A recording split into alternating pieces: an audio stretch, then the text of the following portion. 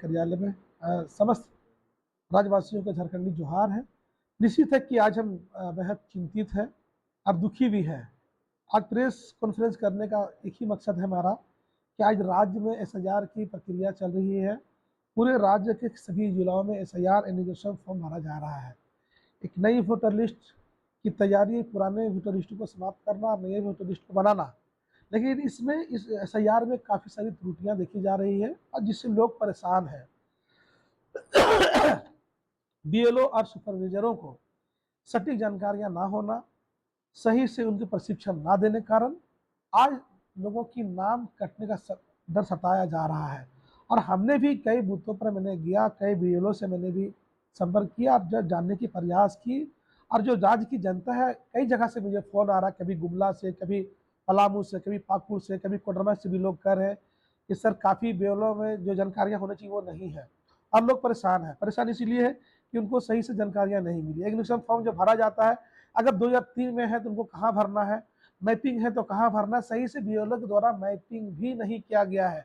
जैसे मान ली कि आपका नाम अंकुर कुमार है और मैपिंग गुलाम मुस्तफ़ा के नाम से हो जा रहा है, तो यही सब सारी त्रुटियां जब एग्रीकल्चर फॉर्म भरा जा रहा है तो 3 तरह का उसमें कलर ऐप में जब डालिएगा नाम अपना, जब आपका अपना क्रम संख्या डालिएगा तो ग्रीन, येलो या रेड वो आपको शो करेगा।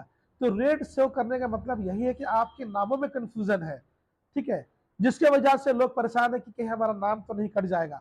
निश्चित है, सौभाग्य है, हर व्यक्ति को अपना चिंता होता है, हमें भी अपना चिंता है।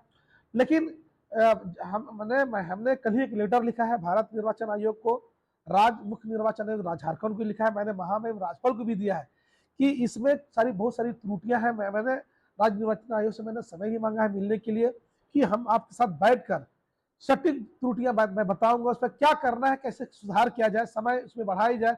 हमने समय कभी बढ़ाने की मांग की है और हमने राज्य निर्वाचन आयोग, भारत निर्वाचन से मैंने एक मांग किया है कि आप एक वीडियोग्राफी एग्रीकल्चर फॉर्म भरते हुए एक वीडियोग्राफी बनाई जाए और इनकी प्रचार प्रसार सार्वजनिक मंचों पर किया जाए ताकि लोगों के अंदर सही जानकारियां, बीएलओ हो चाहे सुपरवाइजर हो, आप लाख मीटिंग कर लीजिए, लाख गाइडलाइन दे दीजिए, लेकिन जब लोगों की जानकारियां नहीं होगा तो निश्चित है कोई समस्या का समाधान नहीं होगा। आपको मालूम है कि झारखंड राज्य एक ऐसा राज्य है जो आदिवासी बहुल राज्य है और यहाँ पर पढ़े लिखे की कमी है लोगों के अंदर और जानकारियां कमी है। हम तो चिंता मुझे इस बात की भी है कि इस राज्य की मुखिया आदिवासी समुदाय से आते हैं, लेकिन आज आदिवासी समुदाय की भी लोग दहशत में और डर में हैं या भय में जिंदगी गुजार रहे हैं। जो व्यक्ति जल और जंगल में रह रहे हैं, उनका व्यापक सारा जिंदगी वहीं कट गया, उनका क्या होगा। तो हमने एक मांग किया कि इनका एक रास्ता निकाला जाए और समय सीमा इसमें बढ़ाई जाए और जो त्रुटियां हैं, जो कमियां हैं, इन कमियों को कम किया जाए और सभी जिला के निर्वाचन पदाधिकारियों को दिशा निर्देश दिया जाए, जो बीएलओ के अंदर जो कमियां हैं वो कमियों को दूर करें, जो मैपिंग की समस्या है वो दूर हो। और जैसे कि मालूम आज लोग कूद रहे हैं, फांग रहे हैं कि कोई जाति बनाओ, कोई आवासीय बनाओ, कोई ये फलना बनाओ, ये धक्का बनाओ, लोग परेशान इसी में है। और कहीं न कहीं मुझे भी ऐसा लग रहा है कि अगर सही से अगर फॉर्म फिलअप नहीं होगा तो निश्चित है कि इस राज्य के 40% लोगों का नाम कटने का संभावना ऐसी मुझे लग रहा है, क्योंकि त्रुटियां हैं।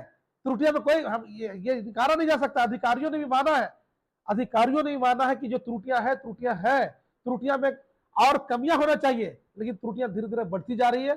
और इसी के लिए आपकी विकास पार्टी ने अपनी चिंता जाहिर करते हुए भारत निर्वाचन आयोग हो, चाहे राज्य निर्वाचन आयोग हो, चाहे हमारे राज्य के महामहिम राज्यपाल हो, हमने उनको एक पत्र लिखा है कि इनका समय सीमा बढ़ाई जाए और जो कमियां हैं वो कमियां दूर किया जाए और लोगों के अंदर एक सरकार की तरफ से एक मैसेज हो और राज्यवासियों को एक सटीक उनको एक आश्वासन दे कि राज्य की जो जनता है, जो यहाँ की मूलवासी है, जो झारखंड वासी है, जो भारत के नागरिक हैं, उनको कोई डर नहीं है। निश्चित है कि पुराना वोटर लिस्ट को हटना चाहिए, नया को आना चाहिए, लेकिन जो कमियां हैं वो भी दूर होना चाहिए। राज्य निर्वाचन आयोग से, मुख्य निर्वाचन आयोग से और हम राज्य की मुखिया से भी कहेंगे कि आप इसमें हस्तक्षेप करिए और आप भी एक जिम्मेदार सरकार होने के नाते सरकार पर सरकारी पदाधिकारियों पर गाइडलाइन देकर लोगों की समस्या का समाधान करें।